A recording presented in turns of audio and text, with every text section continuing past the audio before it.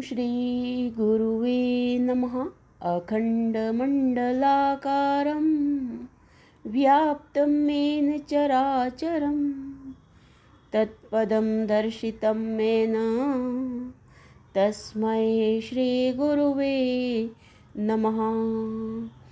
ॐ शान्तिः शान्तिः शान्तिः। ओम। प्रणाम भगवान। श्री विचार सागर दर्पण स्वामी श्री मनोहरानंद जी महाराज और हमारा पंचम तरंग चल रहा है भगवान, जिसमें अदृष्टि जो हैं वो गुरु जी से अपनी शंकाएं पूछ रहे हैं। और कल वाले सत्संग में जो भृतुहरि की जो वैराग्य है वो बताया कि उनको कैसे कैसे वैराग्य हो गया। उनका एक छोटी सा प्रसंग दिया था स्वामी जी ने, और आगे बताया कि भाई सारा संसार जो वो स्वार्थी है, और जो ये भोग्य पदार्थ जो वो 4 प्रकार से दुख देने वाले हैं: परिणाम दुख, ताप दुख, संस्कार दुख और गुणवृत्ति विरोध दुख। तो यहाँ पे बताया कि भोगे रोगे भयम, कि भोगों में रोगों का भय रहता ही है और भोगों के परिणाम जो है वो रोगी होते हैं। तो अब अदृष्टि जो है वो यहाँ पे शंका कर रहे हैं भगवान भोग्य पदार्थों को मात्रा से भोगने पर तो वे रोगों को उत्पन्न नहीं करते। तो अब उत्तर में गुरु जी बता रहे हैं कि हे शिष्य, रोग मतलब दुख केवल शारीरिक ही नहीं होते किंतु मानसिक भी होते हैं।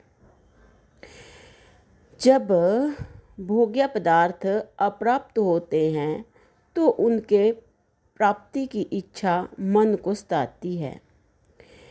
यह भी एक प्रकार का रोग अर्थात दुख है। जब पदार्थ मिल जाता है तब यह भोग्य जल्दी जल्दी नष्ट ना हो, बहुत समय तक मेरे पास रहे, इस प्रकार का चिंता रूप दुख रहता है।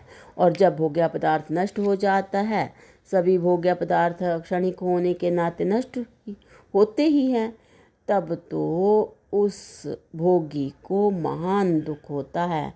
इस प्रकार ये सब पदार्थ भोग्य पदार्थ सदा दुख रूप ही होते हैं, और हम भोग्य पदार्थों को मात्रा से थोड़े में भोगेंगे। यह केवल मन की जो है दलील मात्र ही है कि हम थोड़े थोड़े भोगेंगे। तो ये गुरु जी कह रहे हैं यहाँ पे कि ये दलील मात्र है, क्योंकि साधारणतः मन का ढांचा कुछ ऐसा बना हुआ है कि जब भोग की मन में इच्छा होती है और उस इच्छा की पूर्ति करने की भ्रांति से यदि मन को वह भोग्य पदार्थ दिया जाता है तो वह इच्छा पूर्ण नहीं होती, प्रत्युत बल्कि जैसे अग्नि में हवन सामग्री डालने से एक बार अग्नि कुछ मंद होकर धुआं करके फिर दुगनी प्रज्वलित हो जाती है, वैसे ही उस समय कुछ दबकर फिर दुगनी बढ़ जाती है। यूं बढ़ते बढ़ते वह इच्छा तृष्णा का रूप धारण कर लेती है।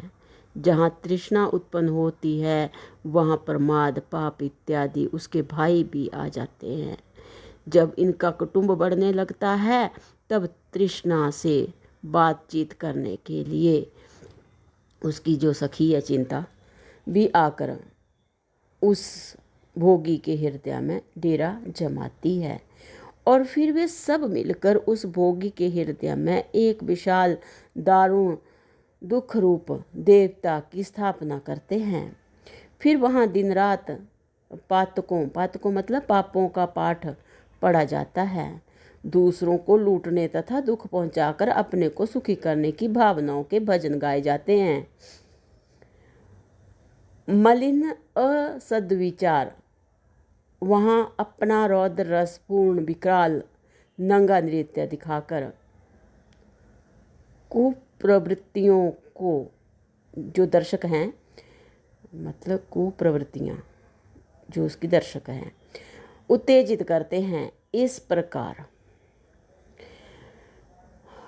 उस भोगी के हृदय में कलयुग का पूर्ण अधिकार हो जाता है और भोगी यदि आरंभ में ही अपनी इच्छाओं पर संतोष का जल छिड़क देता है तो धीरे धीरे वह भोग्य पदार्थों को भोगने की इच्छा रूप अग्नि शांत हो जाती है।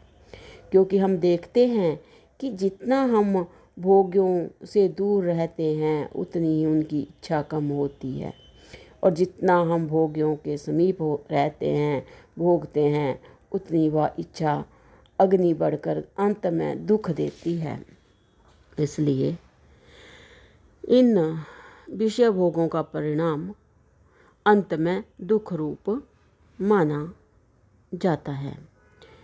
सारे भोग्य पदार्थ जो हैं वो दुख रूप हैं, ये स्वामी जी ने यहाँ पे बता दिया। अब दूसरे नंबर पे बता रहे हैं भगवान ताप दुख।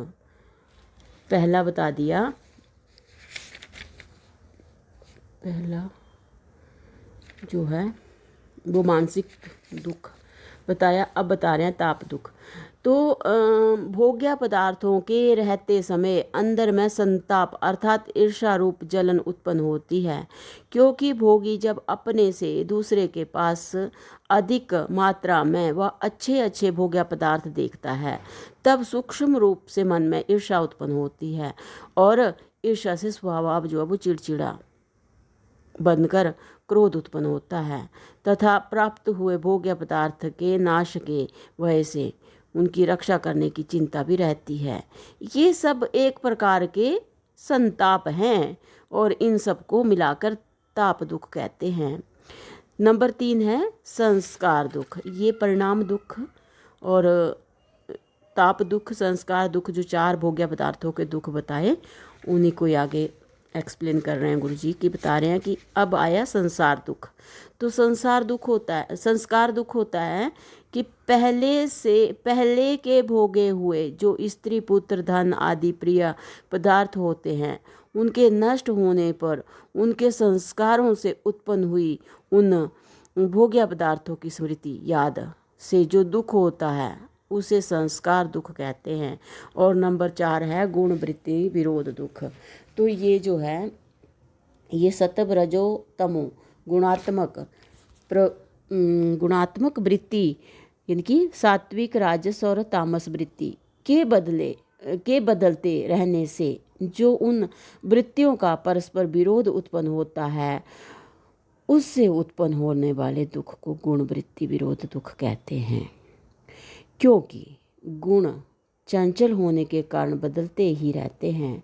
जैसे स्त्री पुत्र व धनादिक पदार्थ पहले रजोगुणात्मक वृत्ति के होने से प्रिय तथा सुखकर प्रतीत होते हैं, किंतु गुण वृत्ति में विरोध होने से अर्थात रजोगुण वृत्ति बदलकर सात्विक वृत्ति होने से शांति और वैराग्य उत्पन्न होकर वे ही पदार्थ दुख रूप, इनकी जन्म मरण आदि दुख रूप संसार में फंसाने वाले प्रतीत होते हैं।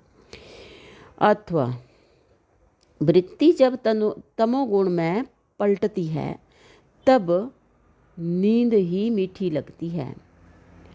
वृत्ति जब तमोगुण में पलटती है तब नींद ही मीठी लगती है, और अच्छे अच्छे भोग्य पदार्थों को भी हम दूर हटा देते हैं, अर्थात उन्हें निद्रा के आनंद को छीनने वाले मानकर दुख रूप समझते हैं।